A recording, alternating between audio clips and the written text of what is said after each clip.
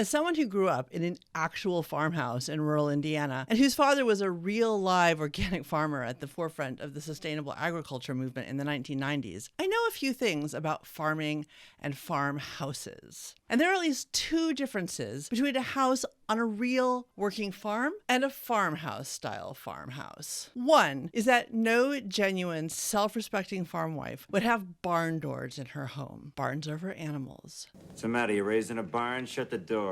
Not a compliment. The other is that I suspect most farmhouse style enthusiasts have never visited a real, actual farmhouse. But if they did, they would most likely consider it cheap, not chic. I really kind of hate the whole farmhouse design style. But if you really want to understand design and create a home that you love, you might want to focus less on what you like and instead get curious about what you don't like and why. A lot of interior designers are focused mostly on what they like and what they find tasteful and supposedly timeless. Anything that falls outside of those narrow parameters is cheap and tacky and dated. But what if you don't even know what you like? Maybe, do I like this is just the wrong question.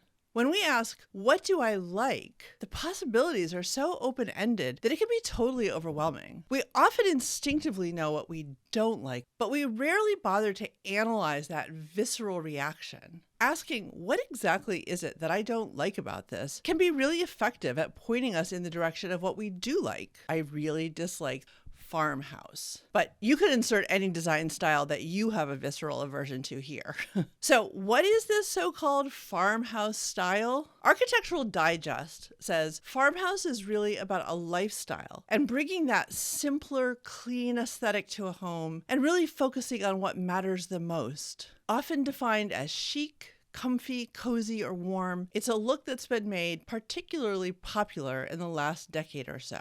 I will admit that I was kind of surprised by the images in this Architectural Digest piece. They are not exactly my style, but I don't hate them. Then I started reading the article and got to that quote about the simple, clean, chic farmhouse aesthetic, and then my visceral objection to the farmhouse style kicked right back in. I've spent a fair amount of time on authentic working small farms, and I know from experience that the aesthetic is often dirty work boots by the door, a kitchen full of equipment for preserving food, and heaps of produce that are about to go bad, a big old compost bucket that always needs to be emptied, and lots of flies. Even so, I think there are some things I can learn about my own design style by being curious about what I don't like about the farmhouse style. To be fair though, I need to look at farmhouse when it is well done on its own terms. And the first thing that I notice is how monochromatic it is. It's all warm neutrals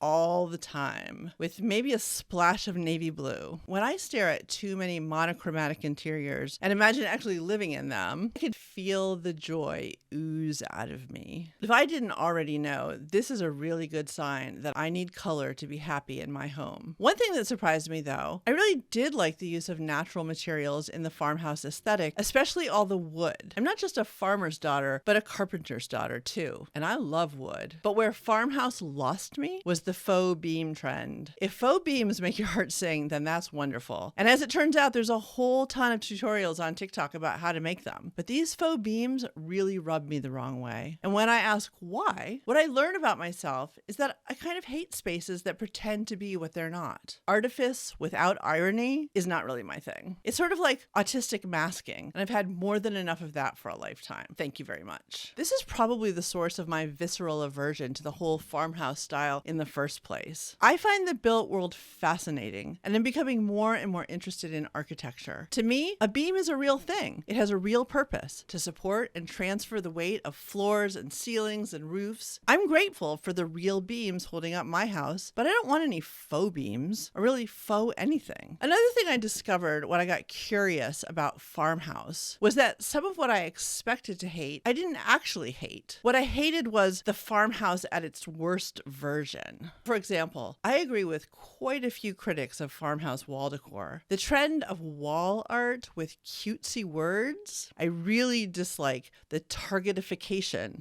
of farmhouse text as wall art. Factory folksy, mass-produced word art with cutesy, chirpy little sayings. Unfortunate. But when an interior designer I generally agree with says, wall art with words is tacky, just don't do it, I'm not going to fall into lockstep with this critique of Farmhouse because there's plenty of text as art that I actually love. The entire medium of graphic design is basically text as art, some of which I would love to put on my walls, like this print by graphic designer Neville Brody. I discovered the artist Bruce Nauman when I taught writing, and a student wrote about encountering this piece of art in neon and clear glass tubing, which is held at the Philadelphia Museum of Art. Another piece of word art that I can't help but love, because it's so iconic in my city of Philadelphia, is the Love statue. Of course, these are pieces of art I could never hope to have in my home, but the principle remains. I don't hate text as art. In fact, I kind of love it. I love it so much that I even love what's known as asemic writing, which I do realize is dangerously close to faux writing. But hey, if you can pull it off like one of my favorite artists, Cy Twombly, then I'm all for it. Asemic writing is text just for its own sake, just for the art of it, which unlike mass-produced cliches, just delights me.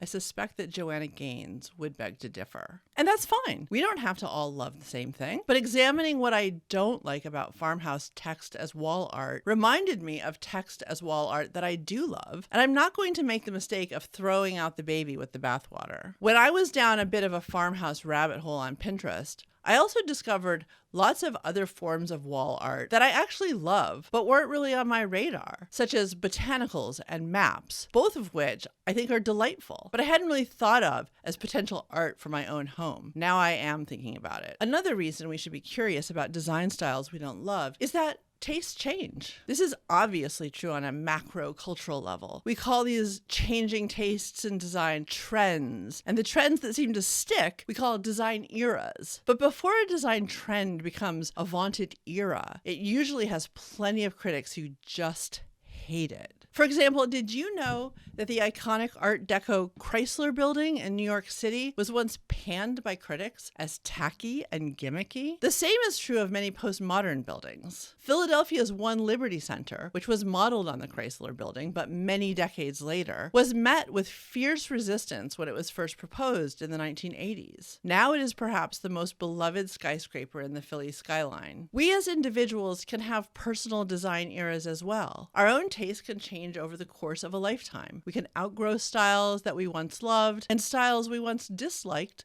can grow on us. I remember distinctly the first time I heard the term mid-century modern when a blogger friend described, lovingly and with great pride, the pattern of her Formica countertops in the kitchen of her new-to-her Midwestern ranch house. This was probably in the late 90s or early aughts, and my first thought was, that's a clever rebranding of a kinda ugly, very boring, totally outdated 1950s style. The 1950s were a decade that my generation of young people in the 1980s had some nostalgia for. Think the movie Grease and high school 1950s sock hops, but not one of us in our right minds wanted to actually live in those houses. Those were our grandparents' houses. But eventually I did get curious about the revival of this mid-century modern design era, and I have come to appreciate much about its originality, craftsmanship, and beauty. And while I personally wouldn't want to design my whole house around a mid-century aesthetic, I do have some nods to that era in my own eclectic maximalist house. It takes time for a truly satisfying personal design style to emerge. Alongside trusting your instincts and not caring about what other people think, curiosity should be at the heart of that process. And that includes curiosity about design styles you're pretty sure you don't like.